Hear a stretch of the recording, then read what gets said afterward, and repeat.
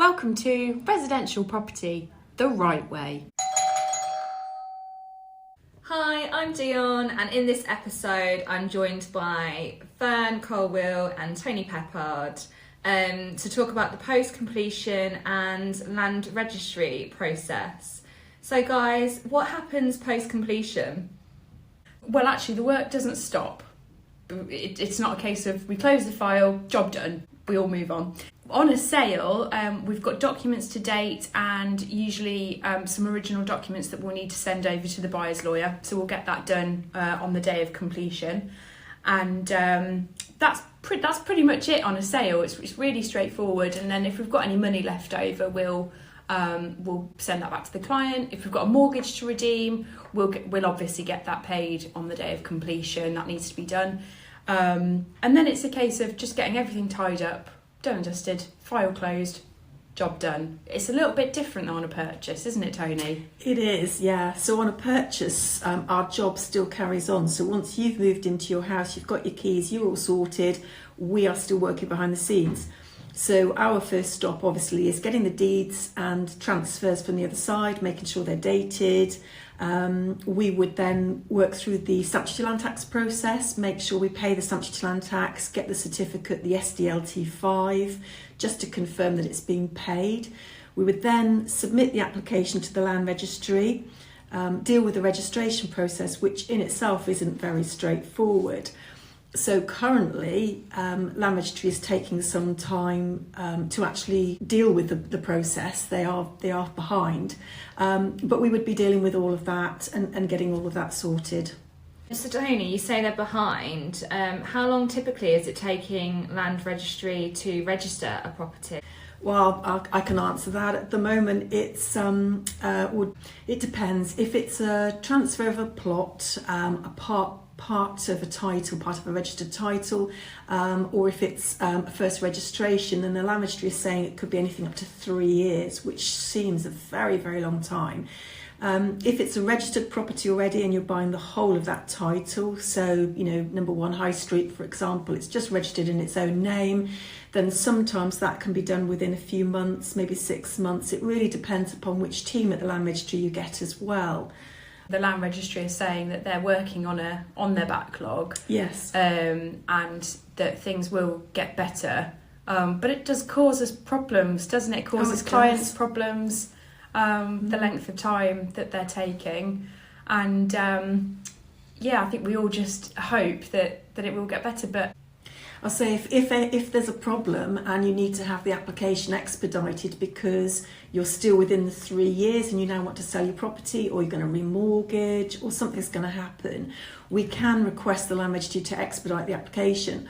What that means is the Land Registry will look at the application within 10 working days, or that's what they say they will do. Usually it's a lot quicker than that. They will then start processing it if they agree that the expedition is appropriate in the circumstances. This is normally, for example, you've sold your property, so if you've got it on the market but not yet sold it, they won't expedite it for that. But once you've agreed a sale and you've got a memorandum of sale, then we can prove that. We can provide that as evidence and prove that you've got the sale going, and they would expedite it.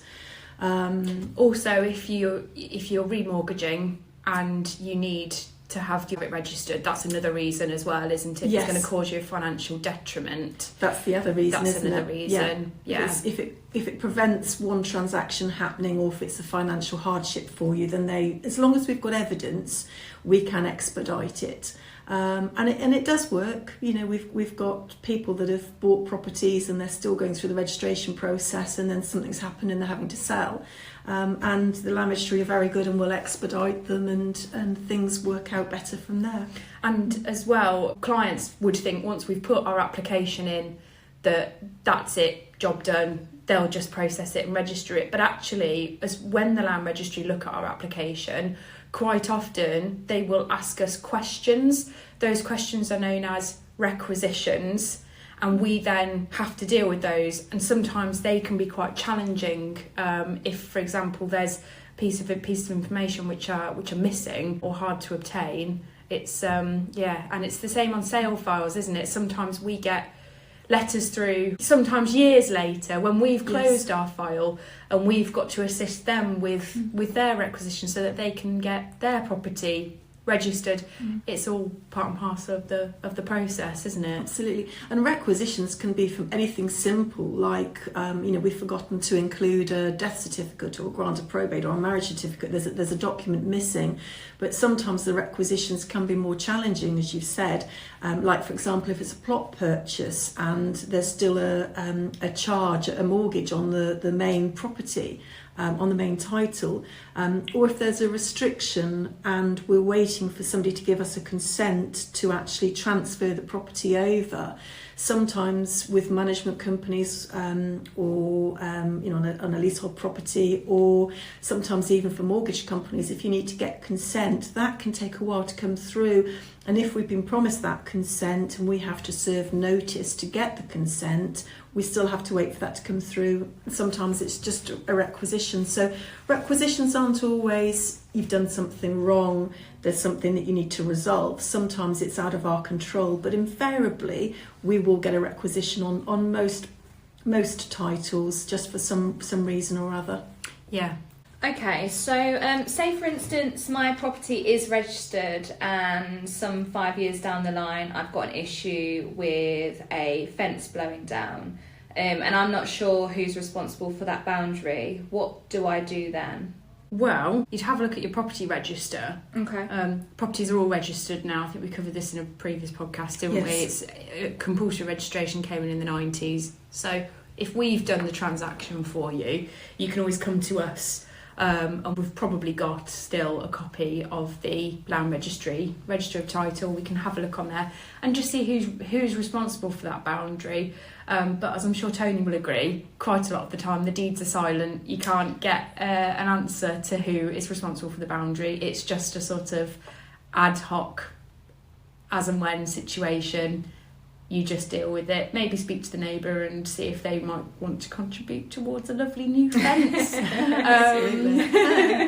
And then take it from there. But your deeds are what we used to have when property was not all registered electronically with the Land Registry. And that's the old smelly deeds that I love. The old pieces of parchment paper, slightly yellow, bit of a funky smell to them. They don't exist. That's not how you prove your ownership now. If your property is registered, you would approach the Land Registry and you can obtain for, they've just changed it, is it £8 now? It's around £8, £8 for a copy of the Register of Title, and you can get a copy of the title plan for the same amount as well. So my deeds are stored electronically now? Yes. There's a process called dematerialisation, which basically means that the Land Registry get all the old deeds, so any unregistered properties, they get the deeds of them. They then scan them all into their system, produce a very nice printed register of title, and then the deeds invariably are destroyed. Okay. And so it's a bit of a letdown when you've bought your property, especially if you've paid hard cash for it, and you just get a couple sheets of paper rather than these very old lovely smelly deeds. It's a bit sad. But just going back to Fern, your point about where you would find the information about the boundaries. If you've got like an old transfer or an old conveyance, invariably the plans in that would have what are called T marks. And the T, if it points inside the boundary of your property, then that would show that you actually own that boundary. If it is almost like an H, so it's like a T going inside and outside of your property, then that would be what's called a joint, a party wall, in which case it would be 50-50. So things like that you would look at. Invariably the title register doesn't always say anything. It's usually an old plan, like a transfer or conveyance plan. But if you ever get to the point where something happens and you want to find out something, you've got a restriction that you think you're not sure whether you can build or extend or something, if you can't find the information, and if we've dealt with the transaction for you, we should have the information ourselves still to hand.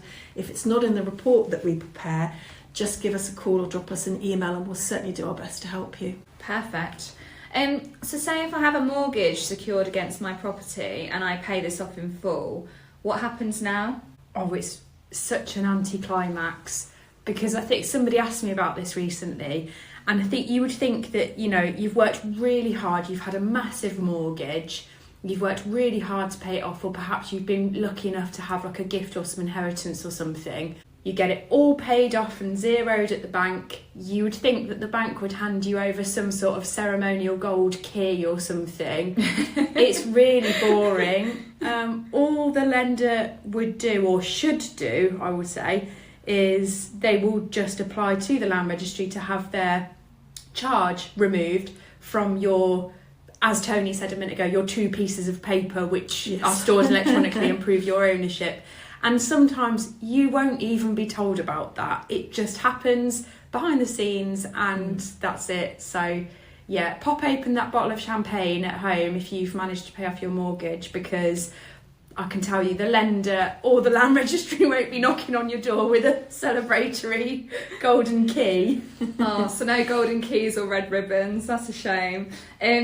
How would I check if a charge has been removed, Tony? Well, that's actually a good question, because I suppose you would get something through from the lender to confirm, yes, you've repaid it, so you'd actually have some sort of statement to confirm that it's been repaid. You should then have some electronic process, as Fern's just said, between the lender and the Land Registry. You can get an up-to-date copy of your title from the Land Registry, so you could, if you know your title number, you could go into the Land Registry's portal and actually request a copy of the title, and that would show that the charge has been removed.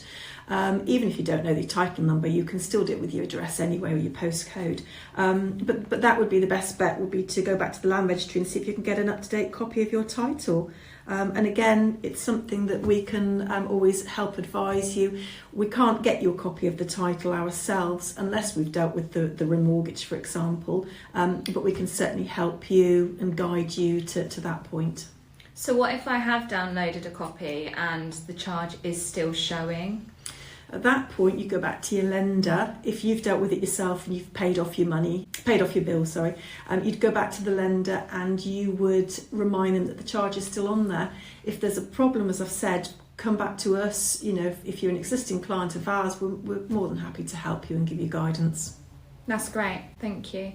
I think that is this week's podcast rounded up.